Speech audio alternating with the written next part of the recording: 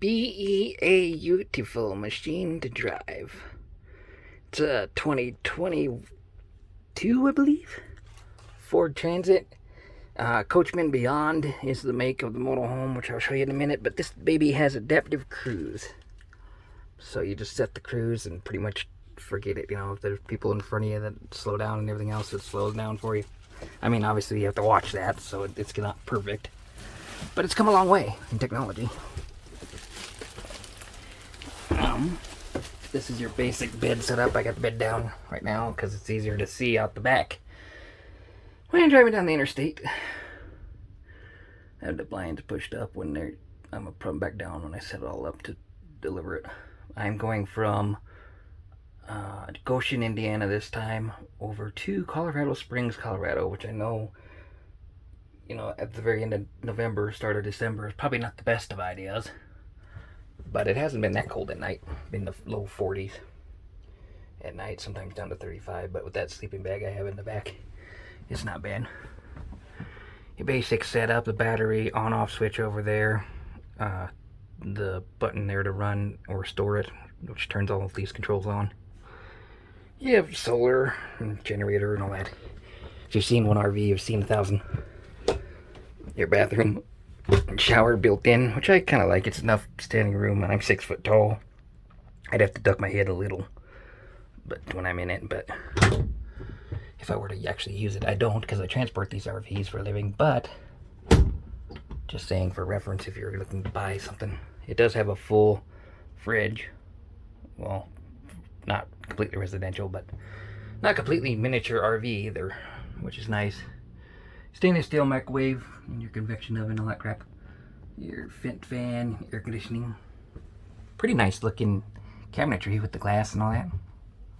At first I was kind of skeptical about this glass and figured it would crack and stuff like that on some of the other rides that I've driven already, but so far it holds up pretty good, at least for the 1,000 miles that I am driving it. I'm driving it about 1,100 miles, give or take, from Goshen, Indiana to Colorado Springs, Colorado.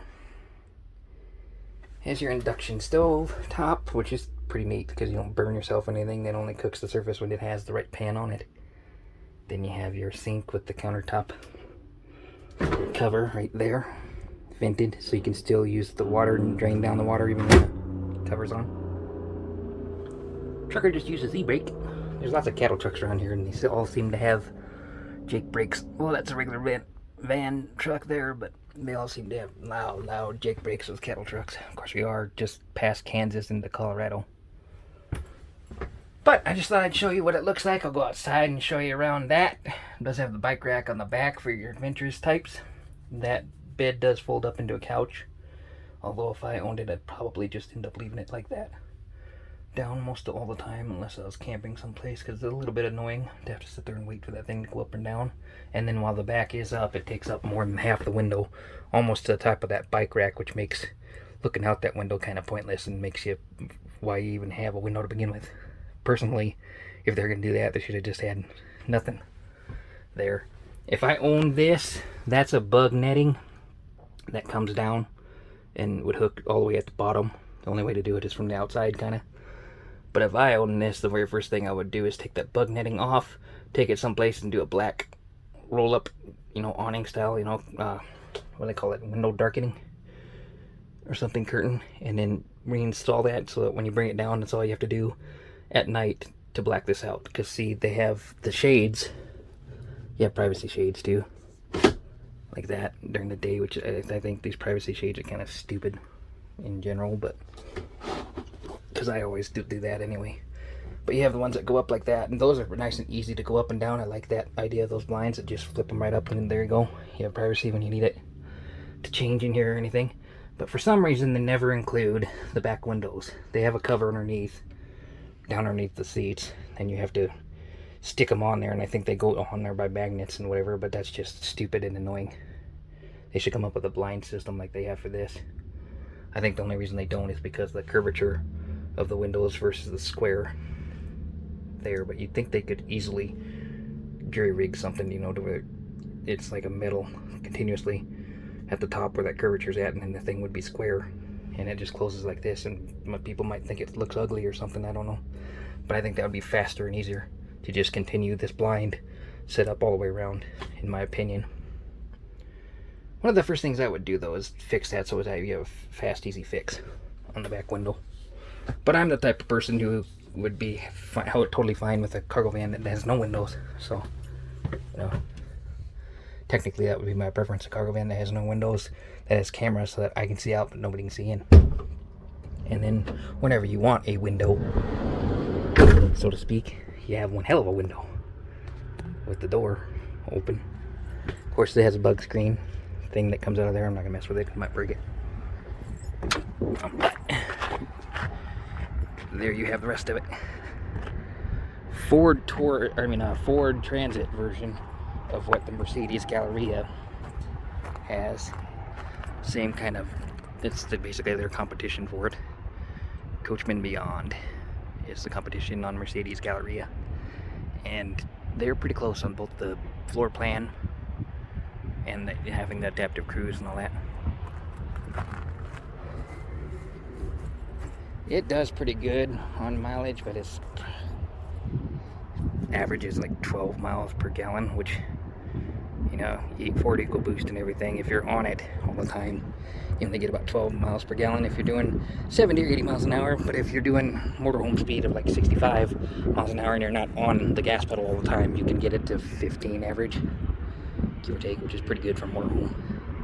At least that's what it's saying the range is, and I believe it in terms of how much gas I've been paying.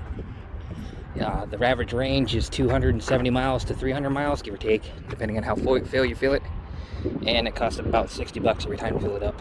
Nowadays, with the, you know, average around $3 a gallon gas that I've been putting in it, I've been trying not to go above $3 a gallon, but I've had to pay for, you know, $3.50.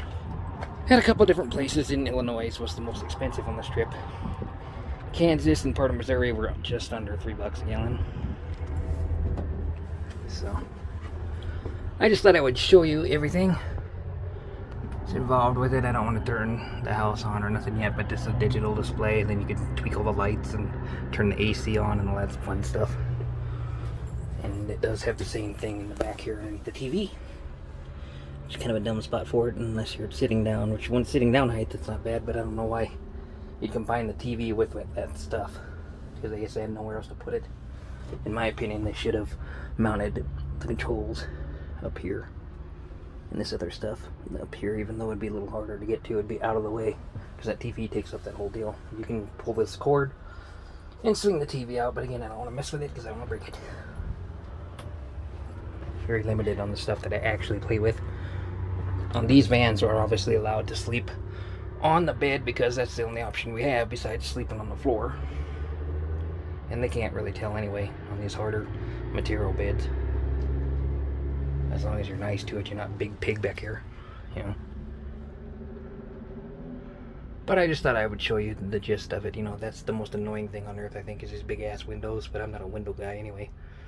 But the first thing I would do if I owned it is jury rig that so I have a quick easy blackout blind in the back. So when I get tired of driving somewhere, you can easily just flip them all up and flip that down if you had to, and flip that on up. Or rig it like this, like I said, where they all go up all the way around, and it's really fast and easy. Just ding, ding, ding, ding, ding. You know? In my opinion, that was kind of stupid of them to put that, to leave the windows open in the back. Some people must like that idea, I guess, but then obviously that's why they have all these other windows. A lot of times I would end up, at least at night, having the blinds up just to block the light out. I'm not a daylight type of sleeper. I can do it, I just, you know, would rather have it dark in here if possible. And people at night don't need to be peering in my window and all that. And so to prevent all that, I would put the curtains up, the blinds up. I don't really get the point of these privacy blinds. I know that the dark window outside combined with the privacy blinds makes it so people can't see in, supposedly.